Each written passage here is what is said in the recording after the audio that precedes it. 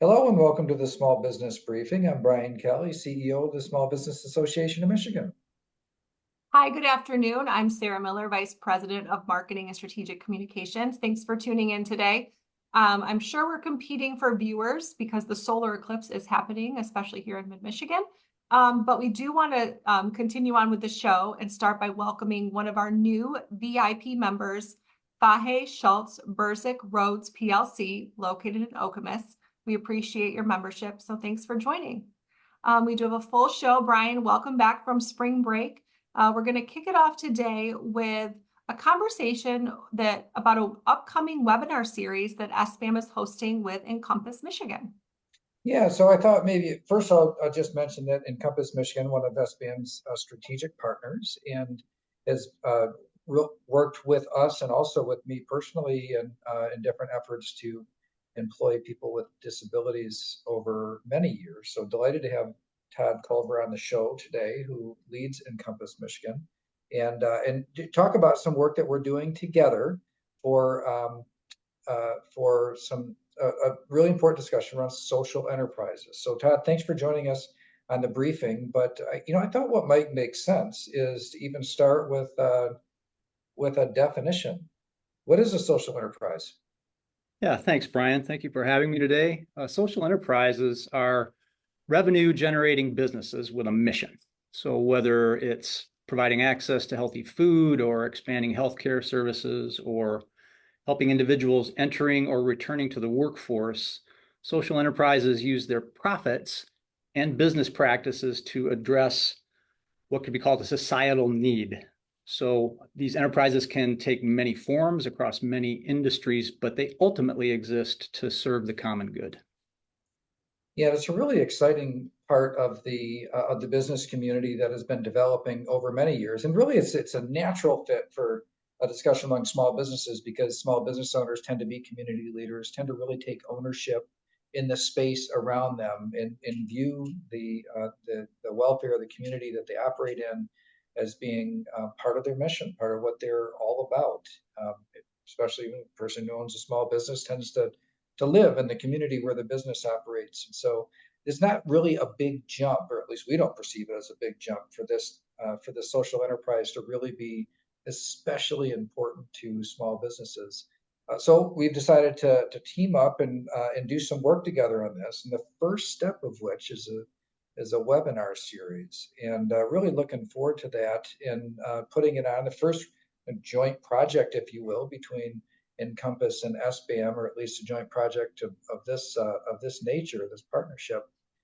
Let's maybe just go over some of the details of what somebody who is going to participate or watch and join the discussion on social enterprises might have in store. Yeah, thanks, Brian. I'm happy to do that. Real quick, to piggyback on your point about the alignment between the two associations, though, we feel like there's a real synergy here, and the strengths of each organization can be leveraged in a way that can both benefit Michigan entrepreneurs, as well as if we can turn the conversation towards an employment-related social enterprise, really help individuals who are facing barriers to employment. And that's a great fit in today's talent landscape, where we're all experiencing a workforce shortage. Employees want to work for companies that align with their values.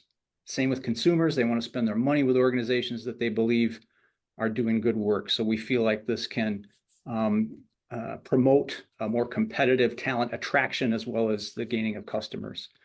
But we're going to start the webinar series this Friday. We're hosting Jeremy Gadauskas from an organization called ROW Global Health. He's the author of a book on social enterprise, and he'll talk about how these businesses can come in many forms, but they always merge money and mission. And whether you're a for-profit company that wants to pursue a social purpose or a nonprofit organization that wants to generate revenue for your mission, or even an aspiring social entrepreneur looking for a startup structure, this session will consider the pros and cons of various approaches, including even some hybrid structures. So ultimately, the best model is the one that maximizes your mission impact, and this workshop will help you identify what works best for you.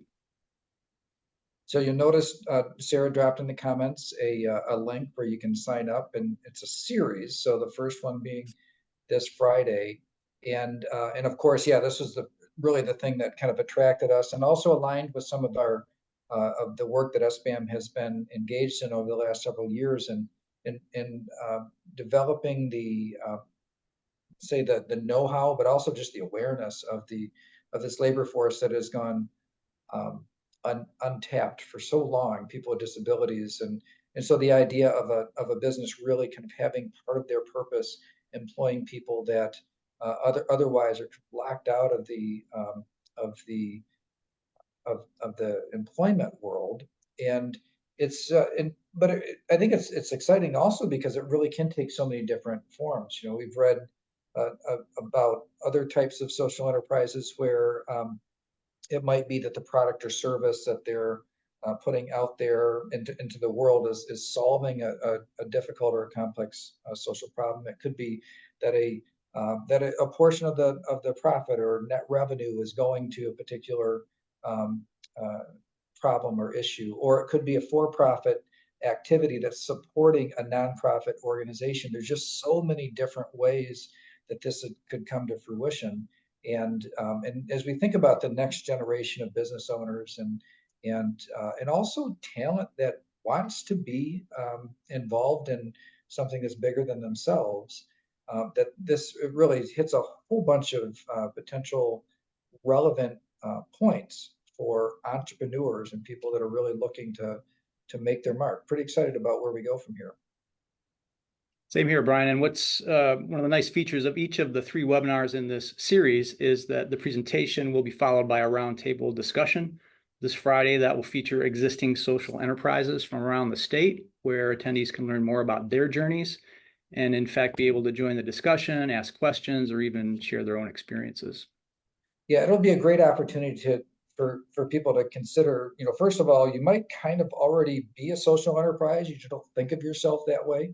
But just what we want to touch on as we go through this series is even just several aspects of how you go from where you're at to taking it to the next level and to consider what the possibilities are out there. So looking forward to a robust discussion over the next 3 weeks. So a series of events on Fridays, and it's a webinar, so you can do it from the comfort of your own home.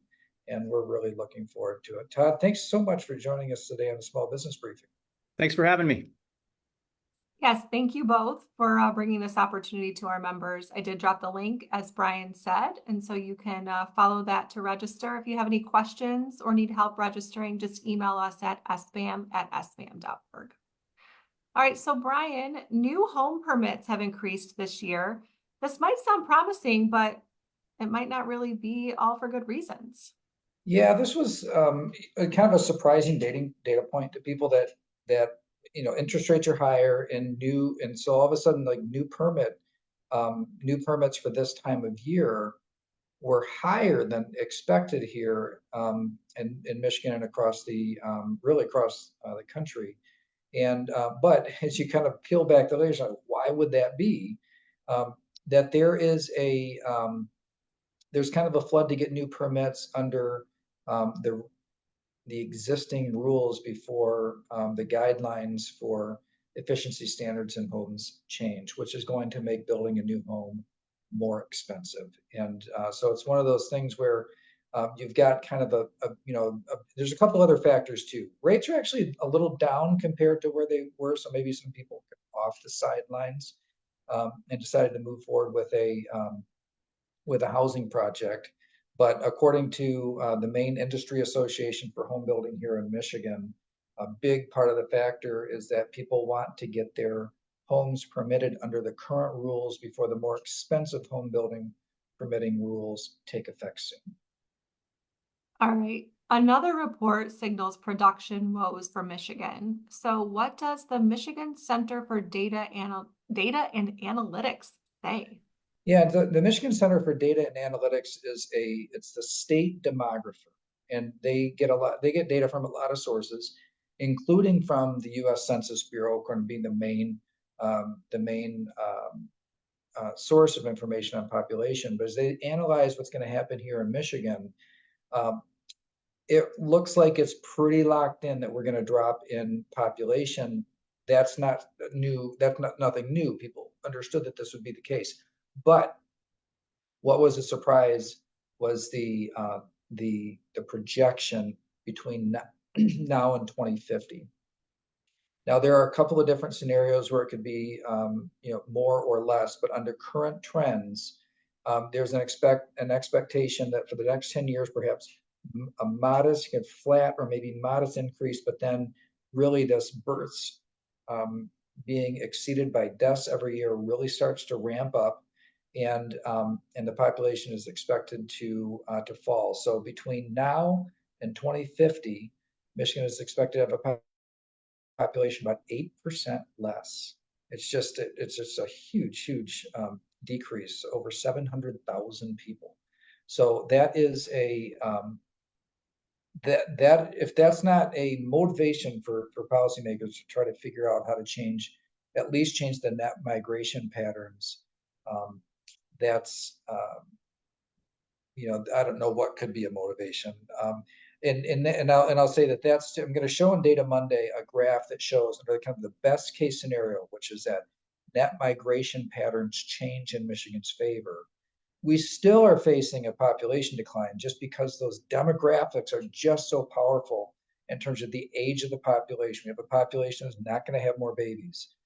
So that's just not going to be the thing that changes. And if we do attract more people in, it will be a while before that could possibly change these trends that we're talking about. So even if we do change net migration patterns, you're still going to see a decline, just not as steep. But that'll be the last slide I show you on Data Monday today. All right.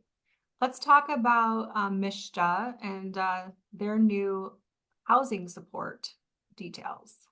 Yeah, MISHDA actually made some pretty big news last week in terms of about $250 million in low-income housing tax credits, support 22 projects in 14 communities across Michigan. And the number of units that will come from the support to these developers will be, 1,117.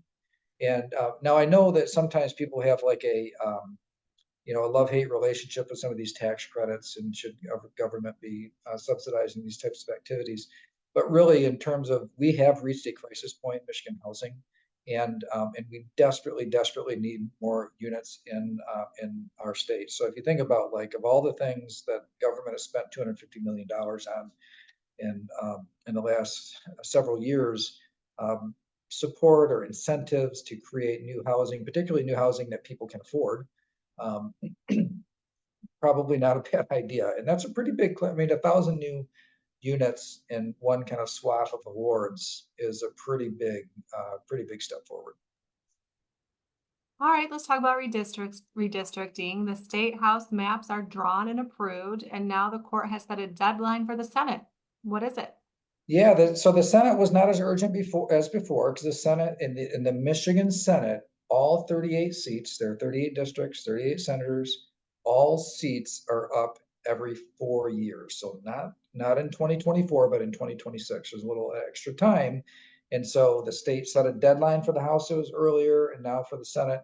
And the deadline that they set for the Senate districts to be redrawn is July 26th.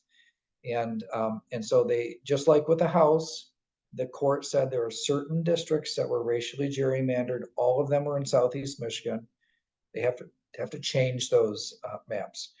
You might recall with the House, what I had said was that, with the House changes, the partisan split, which is about 50-50, I don't really expect a big movement in that. I think it maybe just tiny, modestly helped Republicans a little more than Democrats, but you'd have to kind of squint your eyes to even see that difference. It's really not a big change on the between the parties in the House maps that were redrawn. The Senate, though, I think will be a little different. I think that the Senate probably is a map that right now, just kind of the way the map is drawn, it favors Democrats just slightly. I think when they take the racial gerrymandering out of the picture and redraw the maps to satisfy the federal court, that it will probably make those maps very even between the two parties. And maybe a little bit more for Republicans, or I suppose it could be a little bit more for Democrats. But it really, I think, is going to when they make these changes, it will kind of move the maps a little bit more in the Republicans' favor, just the nature of how the population is situated and voting patterns in Southeast Michigan. The main issue here is to not disperse the minority voting blocks in the city of Detroit so much. So what was happening was they took little pieces of Detroit and put it with other parts of the state, which made those districts kind of lean left a little more. But what ended up happening is it made it harder for people from Detroit to get elected because their city was split up so many different times. So by changing those district lines to ensure that minorities in Detroit have a better shot at winning primaries, that's the difference, and why some of that Detroit impact would be less spread through the state. That's why I think that it's probably moves the maps a little bit more in favor of the Republicans. But honestly, I don't see it being like a big partisan shift. I think that it probably makes it lean left maps to being pretty even, maybe a little bit lean right. All right, thanks for the update there. Now that you're back from vacation, I think I and the viewers are hoping to get an update on the Corporate Transparency Act lawsuit that SBAM filed just about 2 weeks ago. So, Brian, what's the latest there? Yeah, Corporate Transparency Act. We are challenging this act based on the federal government not having enumerated powers to do it in the first place, and then Fourth and Fifth Amendment violations. Now, this change that we're making, or I mean, this lawsuit that we have filed, what we're seeking first is a preliminary injunction. We want the court to look at our arguments and say that FinCEN, the U.S. government, cannot enforce this law until the case is resolved. That's step number one. And I think it's plausible that we could have an answer on our preliminary injunction this month. I'm hoping for this month. We do have a plaintiff identified, one of our members that started a new business this year that's already up against a filing deadline. And if if the court believes that there's strong enough evidence, or we're likely to win in the long run, then we'll have a better chance of getting a preliminary injunction. So that's the first step. There are a lot of directions it could take after that. But I will say, whether we win or we lose at this very first step in the district court, Michigan's Western District Federal Court, it's going to the Court of Appeals after that. So if we win, the government will certainly appeal. If we lose, we will appeal to the Court of Appeals. And so I think we've got kind of a longer road in front of us, but this first step might hear back even yet this month. I'm going to drop a link right now to an area on our website that we put together last week. It contains information on the Corporate Transparency Act and on SBAM's lawsuit, so you can get up-to-date information there. All right, Brian, we're going to round out today's show with a Data Monday report. All right. So what I want to do for the Data Monday report today is to share a let me get to a point. I didn't have this set up to share the slideshow. Beginning, here we go. So it's the jobs report first, and as you can see from the numbers, that it's been pretty even. In fact, the last 6 months, it looks more like an upward trend, but pretty even, which is, I think, one of the things that the Federal Reserve is looking at, saying, maybe in the second half of this year we'll start to see interest rate cuts. I think that's plausible. Looking at this, I think that they may have wanted to see this actually ramp down a little bit more than what it shows. Education, health, and government being the top two again. So several months in a row now, we've seen them at the top in terms of the categories of jobs. We're going to look at business services and hospitality and leisure trends on a graph in just a minute. But you can see that it's, nobody was really down this last month and being up overall. And then taking a look at the job openings, the industry totals, you can see now it's, there's definitely a downward trend, but still high, I mean, so it's not, if you look in the past, you see when there's a downward trend, it has actually coincided with recessions.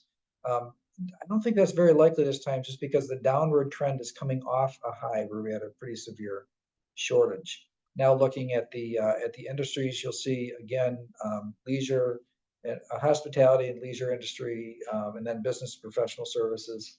Both definitely trending down, but still in historically speaking, relatively high demand positions.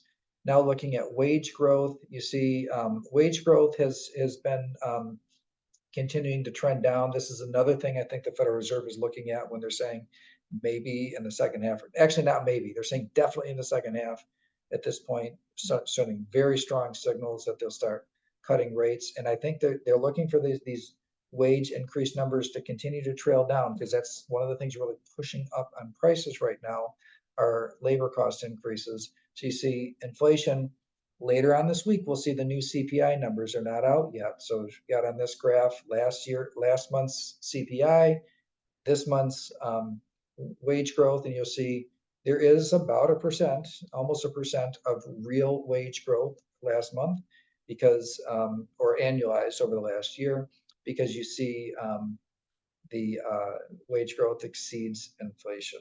That was not the case before. You look at this space right here, you'll see that inflation was way higher than wage growth. And then this is that last slide I wanted to share with you in terms of our population trend. So where we're at right now, which is essentially net zero migration, you'll see our population start to drop off in Michigan pretty dramatically. And if we change kind of the best case scenario, we'd put off that drop a few more years before those demographics of people dying faster than being born in Michigan start to catch up with us. So I think that we are in a position now with our economy where I think there's good signs when the Federal Reserve says that they're going to be in a position to start cutting rates in the second half. Wage growth, if it continues to slow, if the new jobs kind of stays at this even level or maybe even comes down a little bit, that the case will at that point to start lowering interest rates gets very, very strong, and that's what they're expecting. And looking at the numbers, what I expect too.